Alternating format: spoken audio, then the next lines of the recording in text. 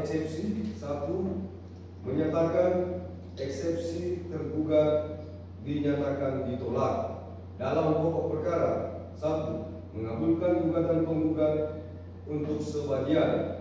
Dua, menyatakan tergugat telah melakukan perbuatan melawan hukum. Tiga, menyatakan bahwa penggugat tidak ada pinjaman selain pinjaman di bulan Februari 2023 yang sedang berjalan saat ini. Empat, menghukum tergugat untuk melakukan pemotongan pinjaman tahun 2023 milik penggugat setiap bulannya sejumlah Rp 7.648.800 sampai dengan angsuran pinjaman tersebut selesai sesuai dengan perjanjian. 5. Menghukum tergugat untuk membayar biaya perkara sejumlah Rp150.000. 8. Menolak gugatan penggugat untuk selain dan selebihnya.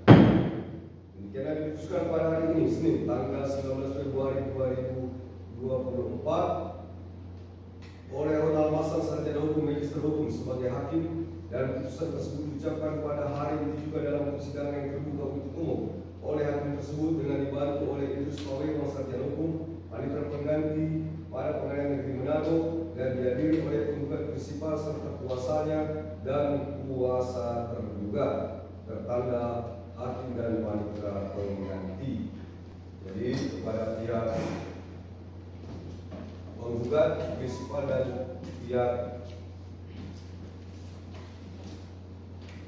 kuasa daripada penggugat serta pihak kuasa daripada tergugat, demikianlah putusan yang telah dibacakan. Mana pada pokoknya mengabulkan gugatan penggugat untuk sebagian. Dalam eksepsi, menolak eksepsi daripada tergugat. Dalam pokok perkara, mengabulkan gugatan penggugat untuk sebagian. Ya, khususnya hanya menyatakan bahwa pinjaman 2023 itu masih ada dan memerintahkan tergugat untuk memotong pinjaman daripada pihak penggugat sebagaimana yang diperjanjikan dalam perjanjian kredit tahun 2023 seperti itu, ya. Sedangkan biaya perkara dibebankan kepada pihak tergugat yang alas sebesar sejumlah Rp150.000. Terhadap putusan tersebut, kepada pihak penggugat atau tergugat mempunyai hak untuk menerima, pikir-pikir selama 7 hari untuk mengajukan upaya hukum keberatan. Jadi perlu saya jelaskan kepada pihak tergugat bahwa gugatan sederhana ini upaya hukumnya keberatan. Jangan sampai keliru acara, ya, karena dalam jawabannya sudah ada kekeliruan. Dalam gugatan sederhana tidak dikenal adanya eksepsi, ya, itu juga dari publik dan kesimpulan. Jadi untuk upaya hukum, jika tidak menerima putusan ini, ada waktu 7 hari untuk mempertimbangkan apakah mau menerima atau menolak, ya, untuk mengajukan upaya hukum keberatan. Yang pertama, kami selaku kuasa hukum mengucapkan banyak terima kasih kepada Majelis Hakim yang telah memutuskan di mana di dalam gugatan 84 TGS 2023 atas nama klien kami Bapak Yanes, bahwa di mana telah terbukti pihak BRI telah mengindahkan asas kehati-hatian dalam dunia perbankan sehingga klien kami merasa sangat-sangat dirugikan, dan putusan tentang dari Majelis Hakim tadi menyatakan bahwa gugatan kami sebagian dikabulkan. Artinya di sini bahwa ada dalil gugatan yang dibenarkan oleh hakim karena ada tidak hati-hatinya dari pihak Bank BRI Cabang Boulevard terhadap klien kami dalam hal ini Bapak Yanes.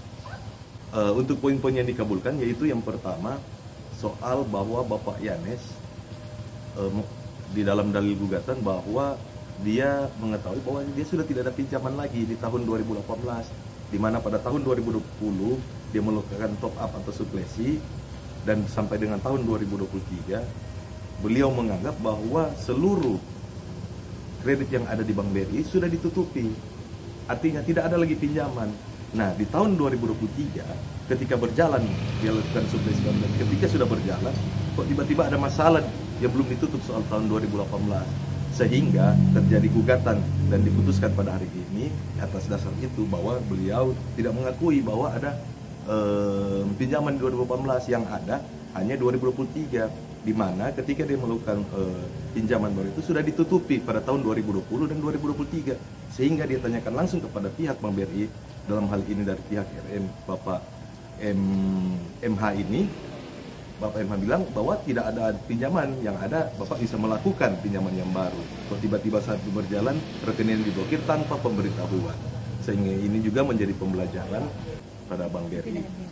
Perasaan saya pada hari ini, perkara saya GS yang nomor 84 GS 2024 ini telah selesai dan telah berjalan dengan baik, dan apapun keputusan dari majelis hakim saya menghormati dan saya menerimanya dengan segenap hati.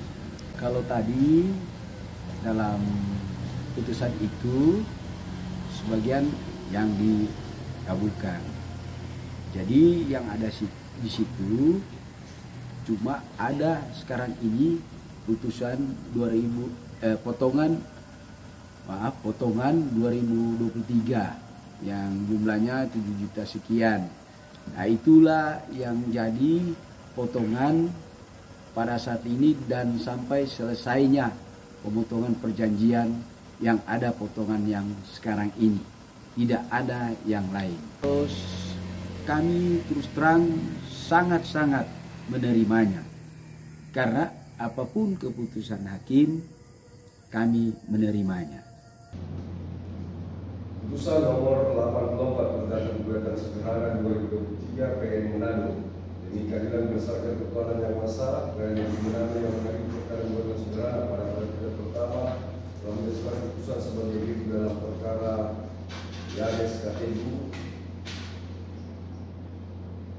dalam hal ini memberikan kuasa kepada Mario Itra Lamia Satenoku dan kawan-kawan advokat atau penasihat hukum pada kantor konsultan hukum Lamia dan partners yang beralamat di Tibungan Utara Timur Kecamatan Serio, Kota Manado berdasarkan surat kuasa khusus tanggal 1 Desember 2023 yang telah tertanggal di Kementerian Negeri Manado dan register nomor 1639 dari SK-PN Manado tanggal 6 Desember 2023 sebagai penggugat. Lawan PT Bank Rakyat Indonesia Tbk kami Sulawesi Utara Ciki PT Bank Rakyat Indonesia Tbk cabang Boulevard Manado beralamat kantor hukum Blok TF 1 nomor 1 Mas. Dalam hal ini diwakili oleh Doan Laurino Arif selaku pimpinan cabang PT Bank Rakyat Indonesia Tbk Boulevard. Dalam hal ini memberikan kuasa kepada Stephanie Kristi Tarore selaku manajer bisnis konsuler PT Bank Rakyat Indonesia dan kawan-kawan berdasarkan surat kuasa khusus nomor B04 dari Gace garis datar 12 Romawi dari ADK dari 01 dari 2024 tanggal bulan Januari 2024 yang telah didaftarkan di Kementerian Pengadilan Negeri Manado dengan register nomor 32 dari SK dari PN Manado tanggal 10 Januari 2024 disebut sebagai tergugat. Pengadilan tersebut setelah membahas berkas perkara beserta surat-surat nomor 1 dan telah mendengarkan kedua belah pihak yang berperkara beserta saksi-saksinya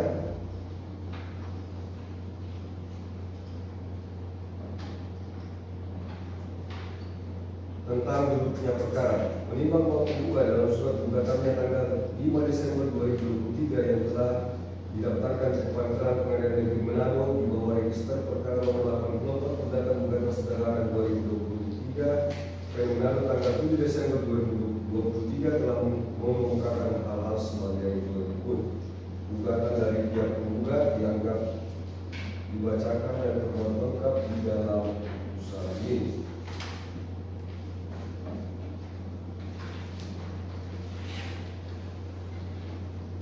Menimbang bahwa pada persidangan yang telah ditetapkan untuk kepentingan pihak penggugat telah hadir prinsipal dan kuasa hukumnya begitu juga dengan tergugat akan menghadapi prinsipal dan kuasanya. Menimbang bahwa hakim telah mengupayakan perdamaian di antara para pihak dalam persidangan dan telah menyarankan kepada para pihak untuk dapat melakukan pendamaian di luar persidangan. Namun Demikian para pihak bersengketa tidak berhasil mencapai perdamaian. Menimbang bahwa karena itu pemeriksaan perkara dilanjutkan dengan pembacaan surat gugatan yang isinya tetap dipertahankan oleh kuasa tergugat. Menimbang bahwa terhadap surat gugatan penggugat tersebut, pihak tergugat telah mengajukan jawaban perkara secara tertulis tanggal 11 Januari 2024 yang mana pokoknya adalah sebagai berikut. Dalam eksepsi yang terbaca dan termuat dalam gugatan ini dan dalam pokok perkara juga dianggap terbaca dan termuat lengkap di dalam putusan ini. Menimbang bahwa untuk membuktikan dari gugatannya, kuasa penggugat telah mengajukan bukti surat berupa bukti surat yang bertanda P1 sampai dengan P26. Menimbang bahwa selain bukti surat tersebut, penggugat juga telah mengajukan 2 orang saksi yaitu Petrus Diogenes Bahuri dan Peter Sula, di mana kedua orang saksi tersebut telah berangkat sumpah sebelum memberikan keterangannya, dan keterangan kedua orang saksi tersebut dianggap terbaca dan termuat lengkap di dalam putusan ini. Menimbang bahwa untuk membuktikan dari jawabannya, maka tergugat juga telah mengajukan bukti surat yang diberi tanda T1 sampai dengan T3.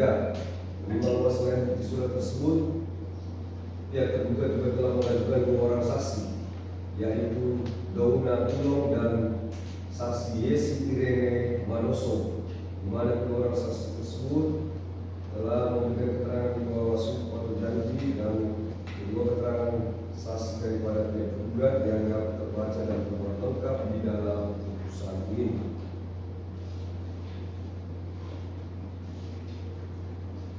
Menimbang bahwa setelah mengajukan bukti surat dan saksi-saksi akhirnya para pihak menyatakan sudah tidak ada hal-hal yang akan diajukan lagi dan mohon putusan. Menimbang bahwa selanjutnya segala sesuatu yang termuat dalam berita acara persidangan perkara ini yang untuk ringkasnya putusan ini dianggap termuat dan menjadi satu bagian yang tidak terpisahkan dengan putusan ini tentang pertimbangan hukum. Menimbang bahwa maksud dan tujuan gugatan tergugat adalah sebagaimana diuraikan tersebut di atas.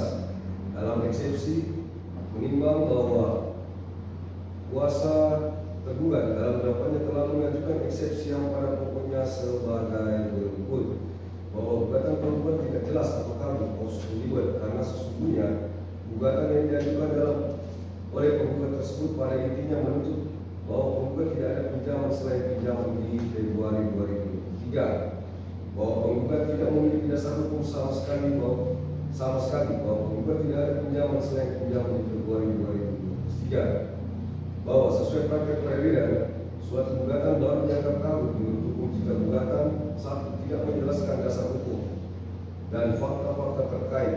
2. Dalam gugatan dengan objek sengketa tanah tidak disebutkan batas-batasnya, letak dan ukuran serta luas tanah. 3. Petitum tidak rinci. 4. Adanya kontradiksi atau ketidaksesuaian antara posita dan petitum. Bahwa berdasarkan hal tersebut terbukti gugatan yang diajukan penggugat tidak jelas atau kabur dan harus dinyatakan atau dikategorikan sebagai gugatan absurd oleh hakim. Maka sesuai dengan hukum acara yang berlaku terhadap gugatan penggugat yang mengandung cacat formil kabur dan tidak jelas absurd yang demikian sudah seharusnya ditolak atau setidak-tidaknya dinyatakan tidak dapat diterima. Menimbang bahwa terhadap eksepsi yang diajukan oleh kuasa penggugat tersebut, hakim berpendapat bahwa berdasarkan perma atau peraturan Mahkamah Agung nomor 2 tahun 2015 tentang tata cara penyelesaian gugatan sederhana, junto peraturan Mahkamah Agung nomor 4 tahun 2019 tentang perubahan peraturan Mahkamah Agung nomor 2 tahun 2012 pada pasal 17 menyatakan bahwa dalam proses pemeriksaan gugatan sederhana tidak dapat diajukan tuntutan provisi, eksepsi, rekonvensi, intervensi, replik, duplik atau kesimpulan. Sehingga berdasarkan pertimbangan tersebut, maka eksepsi yang diajukan oleh kuasa tergugat bertentangan dengan Perma nomor 2 tahun 2015 tentang tata cara penyelesaian gugatan sederhana, sehingga terhadap eksepsi akuo haruslah dinyatakan ditolak. Dalam pokok perkara, menimbang bahwa maksud dan tujuan dari gugatan tergugat adalah sebagaimana telah diuraikan di dalam surat gugatan tersebut di atas. Menimbang bahwa setelah majelis hakim membaca dan mempelajari surat gugatan penggugat, di mana penggugat mendalilkan bahwa penggugat adalah debitur daripada tergugat sejak tahun 2013 sampai saat ini dengan jaminan SK atau surat keputusan sebagai pegawai negeri sipil. Adapun yang menjadi pinjaman penggugat, yang pertama Tahun 2013 Rp 105 juta dengan jangka waktu selama 96 bulan dengan angsuran sebesar Rp1.986.300. Tahun 2017 penggugat melakukan pinjaman sebesar Rp200 juta dengan bentuk pinjaman lama yang berjumlah sebesar Rp68.591.973 dan sisa yang diterima sebesar Rp128.438.027. Tahun 2018 penggugat mengajukan pinjaman sebesar Rp225 juta dengan jangka waktu 114 bulan dan dengan angsuran Rp3.189.700 dan menutupi sisa pinjaman lama sebesar Rp192.341.359 sehingga sisa yang diterima Rp31.996.141.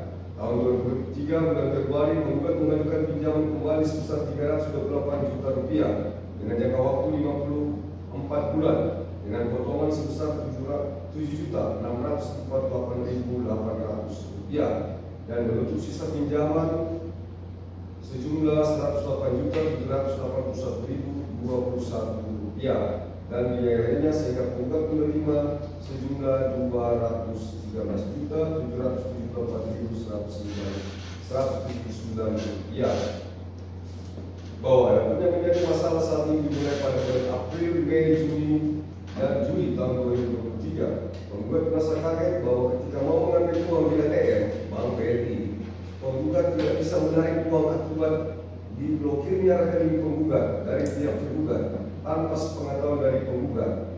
Selanjutnya penggugat menghubungi pihak tergugat lewat Bapak Martin Hendriawan untuk menanyakan akan perihal diblokirnya rekening dari penggugat dan jawabannya akan dibuka blokir rekening, tetapi tidak menceritakan yang menjadi permasalahan diblokirnya rekening dari penggugat. Dan puncaknya pada awal bulan Agustus 2023, penggugat yang merasa tidak nyaman dengan adanya pemblokiran tersebut mendatangi pihak tergugat perihal untuk menanyakan kenapa rekening penggugat selalu diblokir, dan jawaban dari pihak tergugat bahwa ada pinjaman di tahun 2018 yang belum dilunasi sebesar Rp225 juta. Padahal sepengetahuan penggugat seluruh pinjaman sudah dilunasi ketika mengajukan pinjaman baru pada tahun 2020 dan tahun 2023. Dan bahkan pada bulan Februari 2023, pihak penggugat menanyakan sendiri kepada pihak tergugat apakah semua pinjaman sebelumnya sudah diselesaikan, dan dijawab lisan oleh pihak tergugat dalam hal ini Bapak Martin Hendriawan bahwa sudah semua, sehingga akibat perbuatan melawan hukum yang dilakukan tergugat dengan melaksanakan pemotongan sisa pinjaman 2018 tanpa adanya pemberitahuan kepada penggugat mengakibatkan penggugat mengalami kerugian material dan imaterial. Oleh karena penggugat merasa tidak ada pinjaman lain selain pinjaman di bulan Februari 2023 yang sementara berjalan. Menimbang bahwa terhadap gugatan penggugat tersebut, tergugat melalui kuasanya dalam jawabannya menyatakan bahwa dalil gugatan penggugat sangatlah mengada-ada dan tidak sesuai dengan fakta yang ada. Perlu tergugat jelaskan bahwa penggugat masih memiliki dua fasilitas pinjaman yang berjalan. Yang pertama, surat pengakuan hutang nomor B-239/2003/3/2018 realisasi tanggal 28 Maret 2018 dengan plafon sebesar Rp225 juta. Dua, surat pengakuan hutang adendum perjanjian kredit perhimpunan nomor 9989/01/2023/02/2023 dengan plafon sebesar Rp328 juta. Bahwa total kredit yang diterima bersih pada tanggal 8 Februari 2023 sejumlah Rp208.495.000 dari plafon awal Rp328 juta setelah dikurangi dengan biaya-biaya dari pelunasan pinjaman yang realisasi pada tahun 2020, bahwa seharusnya masih juga harus dikurangi dengan pelunasan pinjaman penggugat di tahun 2018. Akan tetapi penggugat tidak beritikat baik untuk menyampaikan bahwa masih ada pinjaman yang harus dilunasi, sehingga pinjaman tergugat yang diangkat kredit berdasarkan surat pengakuan hutang nomor B-279/2003/03/2018 dengan plafon kredit Rp225 juta tidak dilunasi oleh penggugat dari sisa pencairan pinjaman pada tanggal 8 Februari 2023. Bahwa ada perincian jumlah pemblokiran sebesar Rp3.738.800 untuk angsuran pinjaman tahun 2018 dan angsuran sebesar Rp7.647.800 untuk angsuran pinjaman tahun 2023, sehingga jumlah angsuran penggugat setiap bulannya sebesar Rp11.389.600. Bahwa berdasarkan hal tersebut terbukti bahwa tergugat tidak melakukan perbuatan melawan hukum. Oleh karena itu sudah sepatutnya hakim memberikan perlindungan kepada tergugat dari upaya penggugat mencari-cari kesalahan tergugat guna memeras tergugat. Menimbang bahwa oleh karena gugatan tergugat tidak disangkal oleh tergugat, maka menurut hukum harus dianggap terbukti hal-hal.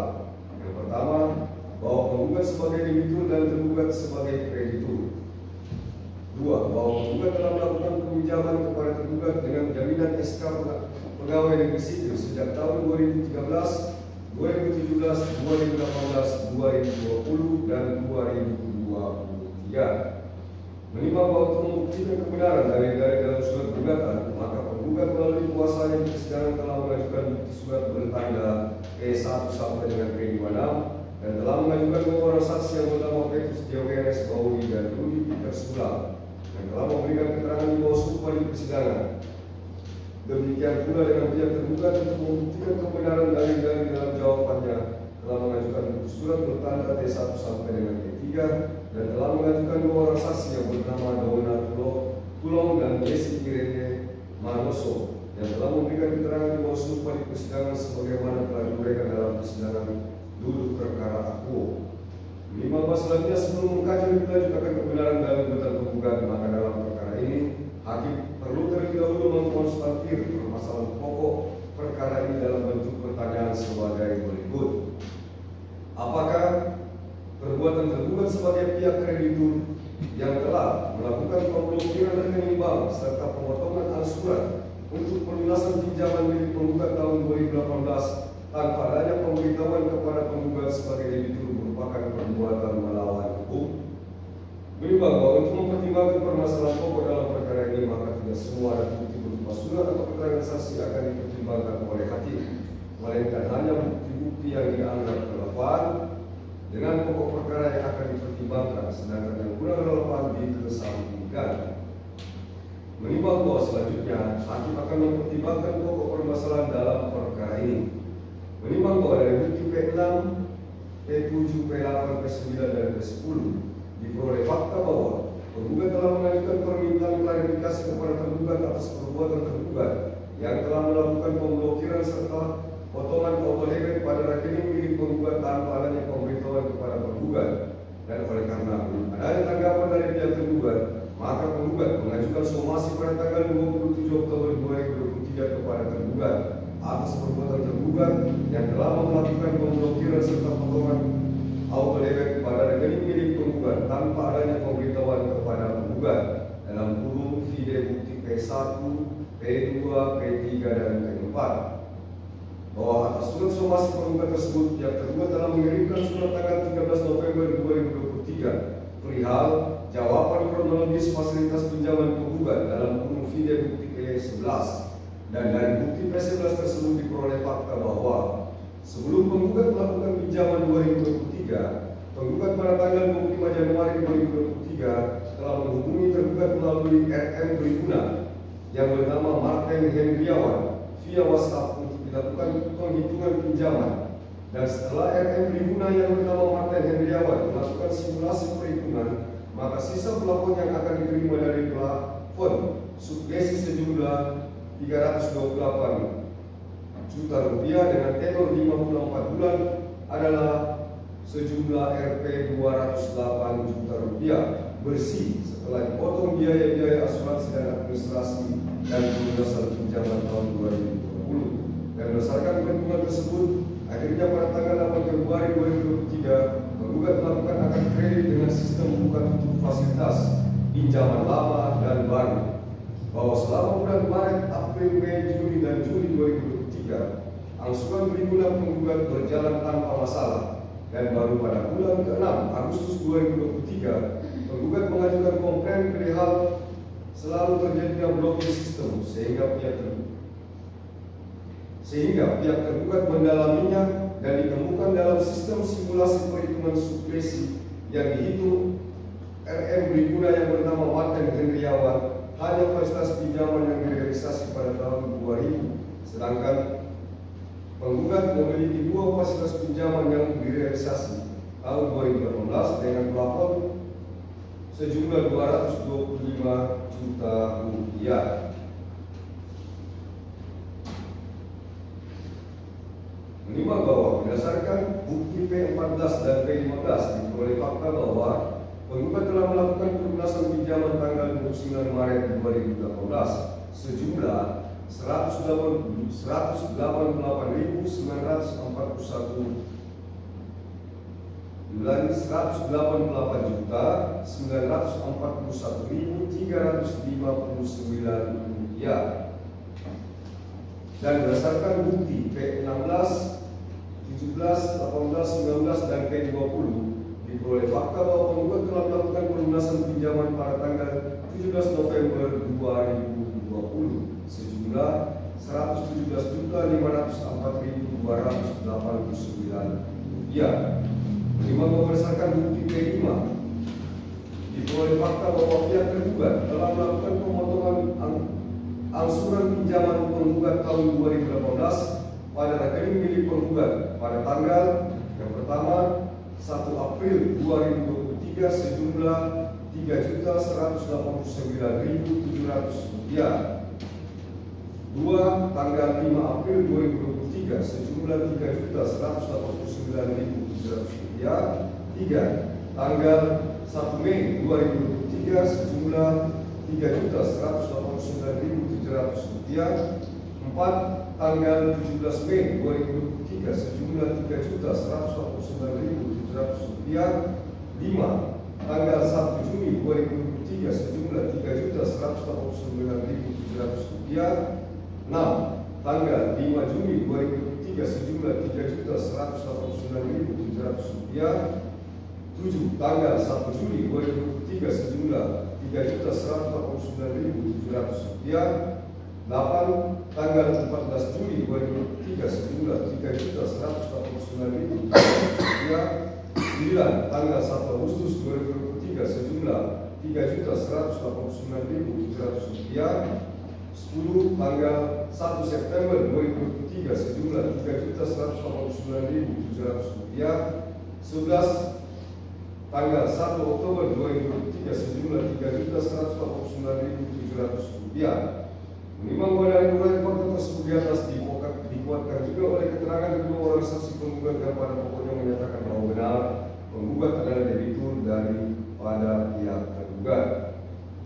Menimbang berdasarkan keseluruhan pertimbangan tersebut di atas, maka hakim berpendapat bahwa pihak tergugat telah melakukan tugasnya dengan tidak melakukan prinsip kehati-hatian dan ketelitian yang baik sehingga menyebabkan pinjaman penggugat tahun 2018 masih dipotong pada tahun 2023. Seharusnya pinjaman penggugat di tahun 2018 dipotong pada saat penggugat mengajukan pinjaman di tahun 2020. Oleh karena sistem pinjaman yang menggunakan sistem buka tutup fasilitas pinjaman lama dan baru. Fakta tersebut diakui oleh tergugat bahwa pada saat penggugat mengajukan komplain perihal selalu terjadinya blokir sistem, barulah pihak tergugat mendalaminya dan ditemukan dalam sistem simulasi perhitungan supresi yang dihitung oleh RM Briguna yang bernama Martin Hendriawan hanya fasilitas pinjaman yang direalisasikan pada tahun 2000. Sedangkan penggugat memiliki dua fasilitas pinjaman yang direalisasi tahun 2018 dengan plafon sejumlah Rp 225 juta rupiah. Menimbang bahwa berdasarkan kontrak tersebut di atas dan dihubungkan dengan pasal 1365 Kitab Undang-Undang Hukum Perdata yang unsur-unsurnya pertama adanya perbuatan bersifat bertentangan dengan hukum, dua adanya kerugian yang ditimbulkan, tiga adanya kesalahan atau kelalaian, empat adanya hubungan klausulah atau sebab akibat. Menimbang bahwa sedangkan menyangkut kriteria perbuatan melawan hukum sebagaimana hasil dimuat dalam jurisprudensi tahun 1919 Ares Lendepol Konon tanggal 31 Januari 1919 telah menjadi doktrin ilmu hukum Indonesia dan telah menjadi jurisprudensi tetap Mahkamah Agung RI, sehingga pengertian perbuatan melawan hukum diartikan secara luas dan terdiri dari 4 kategori perbuatan, yaitu yang pertama bertentangan dengan kewajiban hukum si pelaku, yang kedua melanggar hak subjektif orang lain, yang ketiga melanggar kaidah tata susila, yang keempat bertentangan dengan asas kepatutan, ketelitian serta sikap kehati-hatian. Dan dihubungkan juga dengan pasal 1367 KUH Perdata yang menyatakan bahwa seseorang tidak saja bertanggung jawab kerugian yang disebabkan karena perbuatannya sendiri, tetapi juga untuk kerugian karena perbuatan orang yang menjadi tanggungannya atau disebabkan oleh barang-barang yang berada di bawah penguasaannya, majikan-majikan dan mereka yang mengangkat orang lain untuk mewakili urusan-urusan mereka adalah bertanggung jawab tentang kerugian yang diterbitkan oleh pelayanan-pelayanan atau bawahan-bawahan mereka di dalam melakukan pekerjaan untuk mana orang-orang itu dipakainya. Menimbang bahwa berdasarkan kerangka hukum sebagaimana tersebut di atas dan dihubungkan dengan fakta bahwa sikap ketidaktelitian dan ketidakhati-hatian dari pihak terlibat dalam hal ini, RM Briguna yang bernama Martin Hendriawan yang memberikan penjelasan kepada penggugat pada tanggal 25 Januari 2023 bahwa setelah melakukan simulasi perhitungan, maka sisa plafon yang akan diterima dari plafon subsidi sejumlah 328 juta dengan tenor 54 bulan adalah sejumlah Rp 208 juta rupiah bersih setelah dipotong biaya-biaya asuransi dan administrasi dan pelunasan pinjaman tahun 2020 dan tanpa memperhitungkan pinjaman penggugat di tahun 2018. Sehingga atas dasar tersebut, penggugat pada tanggal 8 Februari 2023 telah mengajukan akad kredit dengan sistem buka tutup fasilitas pinjaman lama dan baru. Sehingga terhadap ketidaktelitian dan ketidakhati-hatian RM Briguna Martin Hendriawan yang merupakan karyawan daripada tergugat mengakibatkan penggugat dirugikan atas informasi yang keliru tersebut, sehingga sudah sepatutnya kekeliruan yang dilakukan RM Briguna Martin Hendriawan sehingga mengakibatkan pinjaman penggugat di tahun 2018 tidak terpotong pada pinjaman penggugat di tahun 2020 adalah tanggung jawab RM Briguna Martin Hendriawan atau juga menjadi tanggung jawab tergugat sebagai pihak yang mempekerjakan RM Briguna Martin Hendriawan dan bukanlah dibebankan kepada penggugat selaku debitur. Dan sikap ketelitian serta ketidakhati-hatian tergugat juga terlihat jelas pada bukti surat E2 berupa surat pengakuan hutang nomor B293/2018 tanggal 28 Maret 2018 antara penggugat sebagai debitur dan tergugat sebagai kreditur yang tidak ditandatangani oleh pihak penggugat, sehingga menurut hakim surat pengakuan hutang akuo mengandung cacat administrasi hukum, sehingga terhadap perbuatan ketidaktelitian dan ketidakhati-hatian tergugat tersebut telah menimbulkan kerugian bagi tergugat sebagai debitur.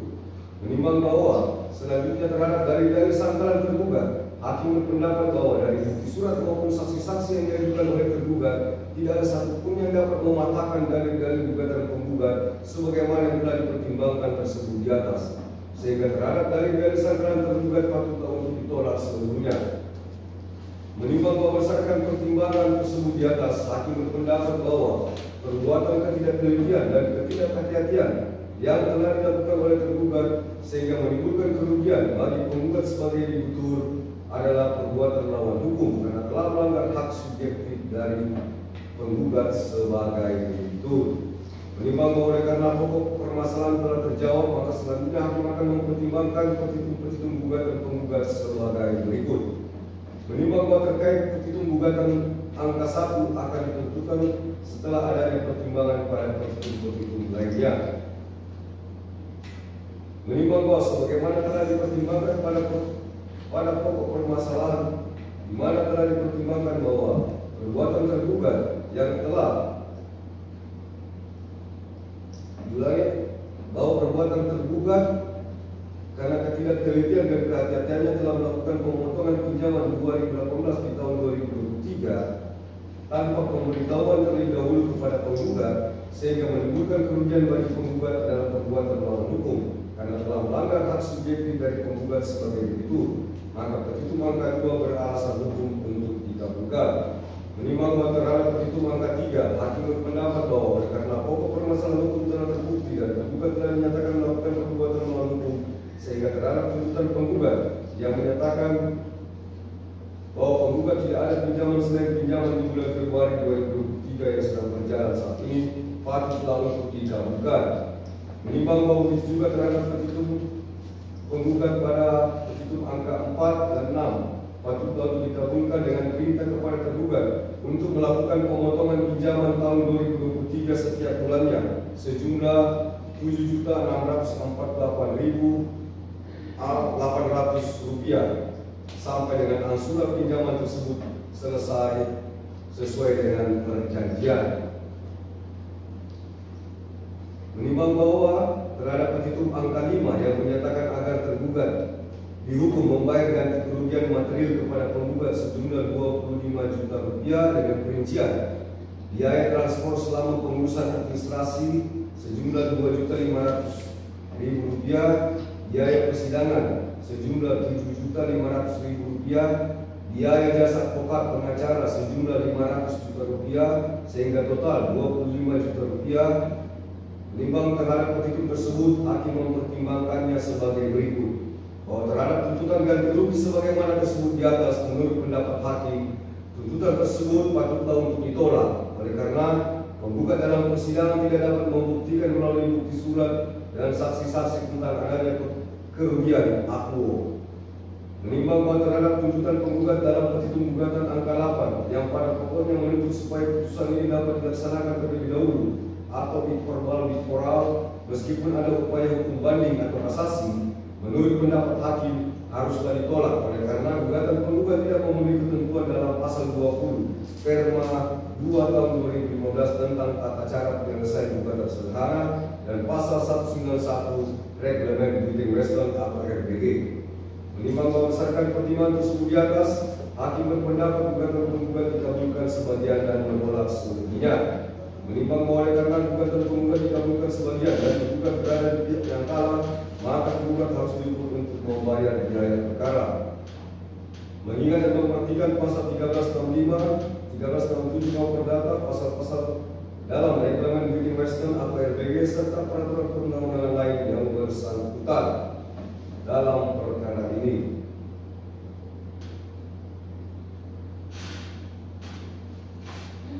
Dalam mengadili dalam eksepsi 1 menyatakan eksepsi tergugat dinyatakan ditolak. Dalam pokok perkara 1 mengabulkan gugatan penggugat untuk sebagian.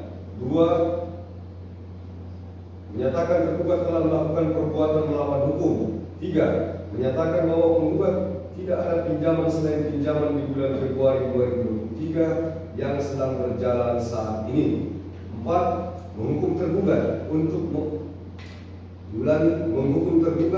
melakukan pemotongan pinjaman tahun 2023 milik penggugat setiap bulannya sejumlah Rp648.800 sampai dengan angsuran pinjaman tersebut selesai sesuai dengan perjanjian.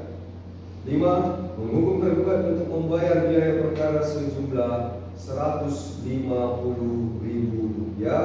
8 menolak gugatan penggugat untuk selain dan selebihnya. Demikian yang diputuskan pada hari ini, Senin, tanggal 19 Februari 2024 oleh Ronald Masang, Sarjana Hukum Magister Hukum sebagai hakim, dan putusan tersebut diucapkan pada hari ini juga dalam persidangan yang terbuka untuk umum oleh hakim tersebut dengan dibantu oleh Idrus Pawai, Sarjana Hukum, panitera pengganti pada Pengadilan Negeri Manado, dan dihadiri oleh penggugat prinsipal serta kuasanya dan kuasa tergugat, tertanda hakim dan panitera pengganti. Jadi kepada pihak penggugat, prinsipal dan pihak kuasa daripada penggugat serta pihak kuasa daripada tergugat, demikianlah putusan yang telah dibacakan. Mana pada pokoknya mengabulkan gugatan penggugat untuk sebagian. Dalam eksepsi, menolak eksepsi daripada tergugat dalam pokok perkara, mengabulkan gugatan penggugat untuk sebagian. Ya, khususnya hanya menyatakan bahwa pinjaman 2023 itu masih ada dan memerintahkan tergugat untuk memotong pinjaman daripada pihak penggugat sebagaimana yang diperjanjikan dalam perjanjian kredit tahun 2023 seperti itu, ya. Sedangkan biaya perkara dibebankan kepada pihak tergugat yang alas sebesar sejumlah Rp150.000. Terhadap putusan tersebut, kepada pihak penggugat ataupun tergugat mempunyai hak untuk menerima, pikir-pikir selama 7 hari untuk mengajukan upaya hukum keberatan. Jadi perlu saya jelaskan kepada pihak tergugat bahwa gugatan sederhana ini upaya hukumnya keberatan. Jangan sampai keliru acara, ya, karena dalam jawabannya sudah ada kekeliruan. Dalam gugatan sederhana tidak dikenal adanya eksepsi, ya, juga dari publik dan kesimpulan. Jadi untuk upaya hukum, jika tidak menerima putusan ini, ada waktu 7 hari untuk mempertimbangkan apakah mau menerima atau menolak, ya, untuk mengajukan upaya hukum keberatan. Upaya hukum keberatan tersebut akan diperiksa oleh majelis hakim senior di luar daripada saya selaku hakim yang menangani perkara ini. Ya, nanti dalam tengah waktu 7 hari tersebut, hakim yang menangani perkara, majelis hakim yang menangani perkara keberatan akan menjatuhkan putusannya, dan putusan terhadap upaya hukum keberatan tersebut bersifat final. Tidak ada upaya banding atau kasasi. Seperti itu, ya. Jelas kepada pihak penggugat dan kuasanya? Jelas, ya? Pihak penggugat jelas? Nah, maka dengan demikian, setelah diberitahukannya hak-hak kepada pihak penggugat dan tergugat, apakah akan menerima atau menolak putusan ini atau masih membutuhkan waktu selama 7 hari, maka serangkaian persidangan nomor 84 tentang gugatan sederhana 2023 hari ini juga telah selesai. Dan kepada pihak penggugat, jika masih ada biaya perkara yang tersisa, nanti dicek besok di kasir. Kalau ada biaya perkara atau panjang biaya perkara yang tersisa, itu boleh diambil kembali oleh pihak penggugat. Karena ini hari ini sudah tutup, dan besok baru kasih kembali, ya. Demikian sidang pada malam hari ini telah selesai dan dinyatakan ditutup.